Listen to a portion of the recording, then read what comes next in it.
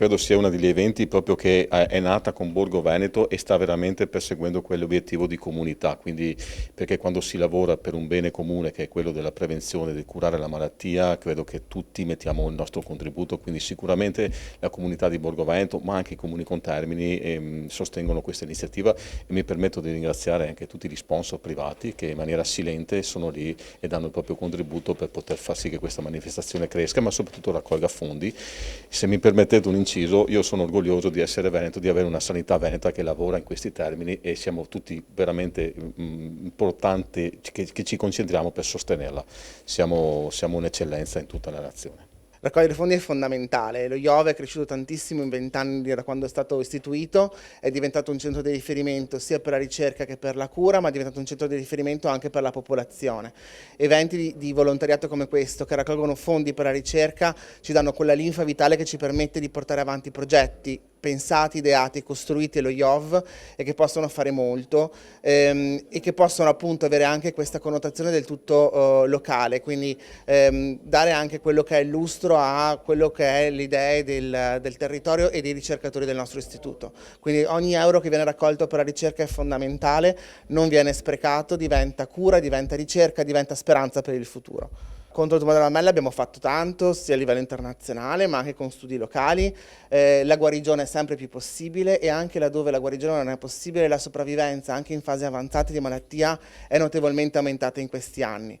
L'obiettivo però non è raggiunto, l'obiettivo deve essere quello della guarigione, deve essere della guarigione anche del paziente metastatico se possibile, quindi un obiettivo davvero importante, davvero forse troppo in là anche nel futuro, nel senso che non sarà nell'immediato futuro ma deve essere la nostra meta. Quindi eventi come questo che ci permettono di proseguire nella ricerca diventano fondamentali. Il nostro gruppo, Gruppo Spontaneo Donne di Santa Margherita d'Adige, Borgo Veneto, nasce con la passeggiata in rosa nel 2019 come primo evento di passeggiata in rosa. Poi abbiamo avuto 2 anni di stop forzati, abbiamo ripreso nel 2022 e a tutt'oggi continuiamo con questa passeggiata in rosa. Perché abbiamo pensato come gruppo di fare questa passeggiata in rosa?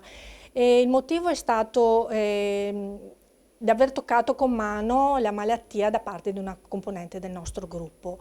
Questo ci ha particolarmente colpito, ci ha sensibilizzato e abbiamo pensato come donne come poter essere di sostegno non solo alla singola facente parte del gruppo, ma estendendo il nostro pensiero anche alle altre donne che sono colpite dalla malattia. Per questo è nato il gruppo Spontaneo Donne, per questo è nata la passeggiata in rosa.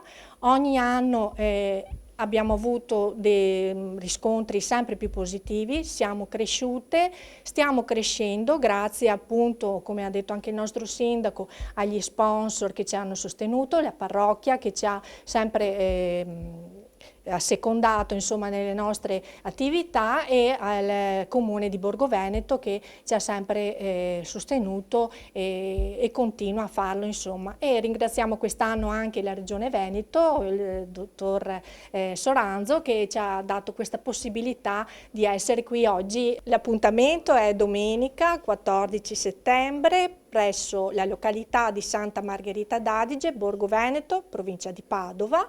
Inizio dell'iscrizione alle ore 8 nel piazzale della chiesa. Vi aspettiamo numerosi per un evento benefico a favore dello IOV, il cui ricavato va interamente allo IOV di Padova. È aperta a tutti, uomini, donne, bambini, perché noi ricordiamo sempre che quando in una famiglia si ammala la mamma, la nonna, una donna, insomma, la famiglia a cascata ne soffre, quindi non per essere, però è vero, ne risente tutta la famiglia e quindi la comunità deve rispondere in toto, tutta la famiglia deve essere presente per sostenere le donne in questo loro percorso.